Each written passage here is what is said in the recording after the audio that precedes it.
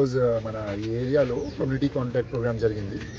దీంట్లో మన సిఐ బెన్సా town, SI Sharif, SI Ghosh plus మన బటాలియన్ టీమ్ మొత్తం 60 మంది ఉన్నారు.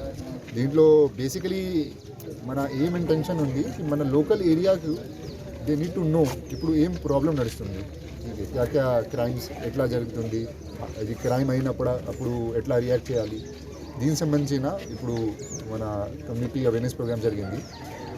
ప్లస్ చాలా బండిలో నెంబర్ ప్లేట్ లేదు, చాలా చలాన్స్ పెండింగ్ ఉన్నాయి.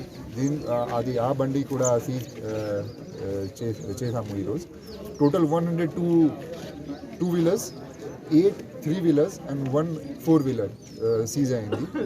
అప్పుడు డాక్యుమెంట్ చూసి as per the law we will take further action.